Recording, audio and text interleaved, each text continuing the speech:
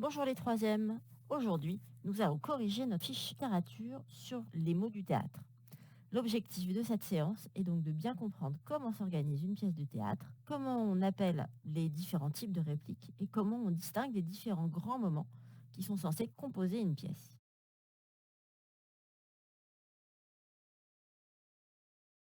Je vous conseille donc de prendre une feuille à carreaux et de vous armer d'un stylo pour prendre en note au fur et à mesure les différentes définitions que nous allons aborder.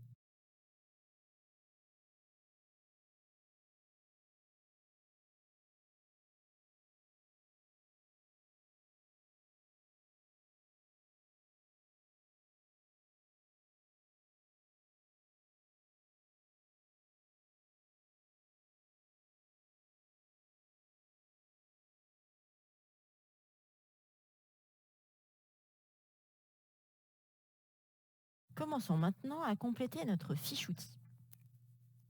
La première des choses qu'il faut remarquer dans les différents extraits de texte, c'est ce que l'on nomme les répliques.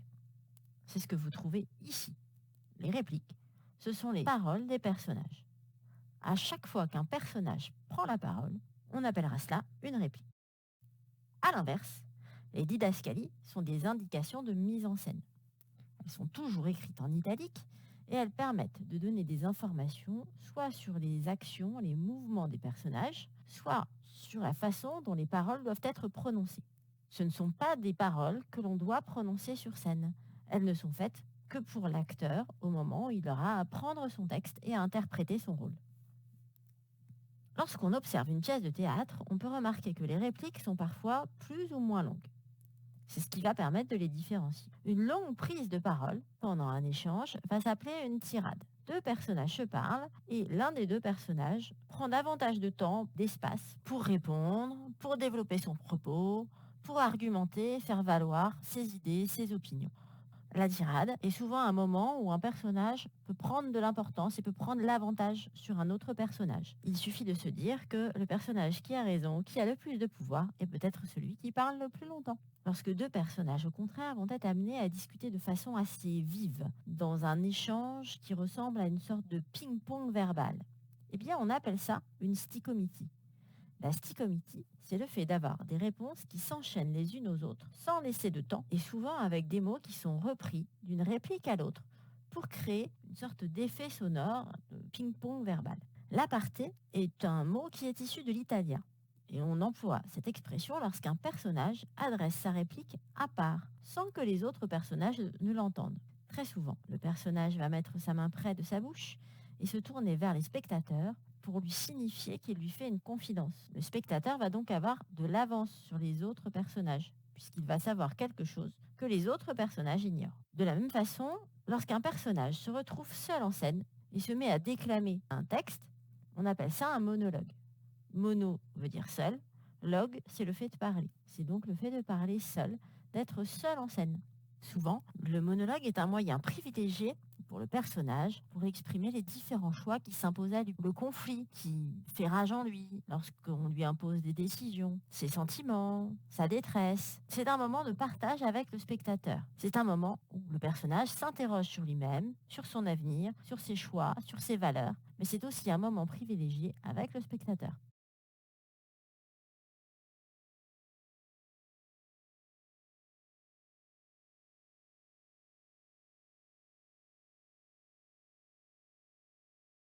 Maintenant, abordons les différents grands moments qui composent une pièce de théâtre. Le premier grand moment, c'est le début. C'est ce qu'on appelle l'exposition, ou plus précisément parfois la scène d'exposition. En effet, l'exposition peut durer une seule scène ou parfois un acte tout entier.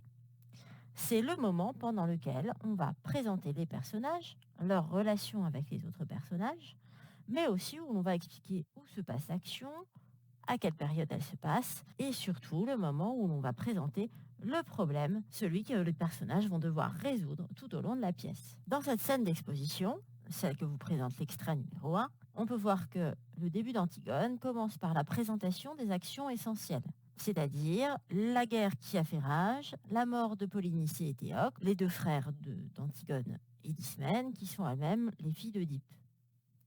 À cela, On ajoute également le fait que Créon, le nouveau roi de Thèbes, a lancé un édit qui va imposer à la famille d'Oedipe de ne pas enterrer un des deux frères morts au combat. Ici, on nous présente immédiatement quels vont être les grands enjeux de la pièce.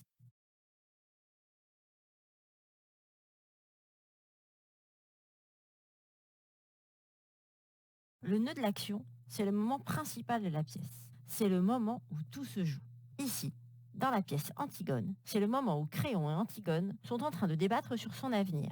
Créon va-t-il la faire mourir? Créon va-t-il lui laisser une chance de se rattraper? Et de son côté, Antigone va-t-elle entendre les raisons de Créon? Elle va-t-elle comprendre qu'elle ne doit pas aller enterrer Polynice ou non? Dans cette scène, on voit bien que Créon s'attend à ce que son discours ait eu un effet sur Antigone, puisqu'il lui indique la direction de sa chambre pour qu'elle retourne se coucher. Or, on se rend compte ici qu'Antigone prend la direction inverse, c'est-à-dire qu'elle s'apprête à retourner sur le champ de bataille pour aller enterrer son frère et ainsi sceller son sort dans la mort. À partir de ce moment-là, le destin est scellé et la pièce va devoir suivre son cours sans laisser aucune autre option possible au personnage.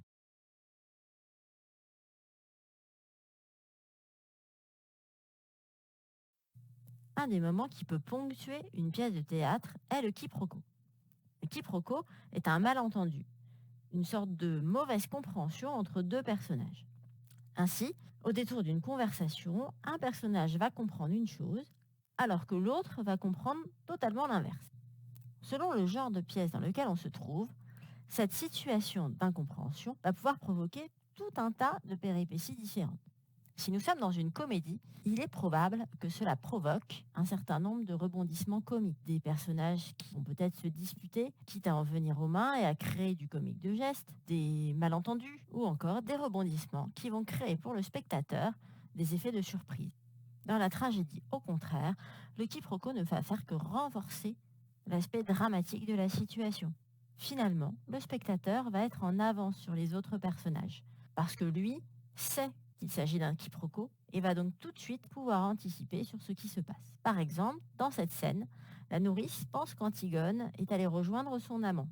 Or, le spectateur comprend facilement que si Antigone est sortie cette nuit-là, ce n'est pas pour aller retrouver un amant, mais bien pour aller enterrer son frère. Elle vient donc déjà de commettre l'irréparable, et lorsqu'elle demande à la nourrice d'être plus douce et de ne pas la brimer ainsi, ou lorsqu'elle lui reproche d'être une mauvaise fille, la réaction d'Antigone est rapidement comprise par le spectateur comme ce n'est pas une mauvaise action puisqu'elle est allée accomplir son devoir.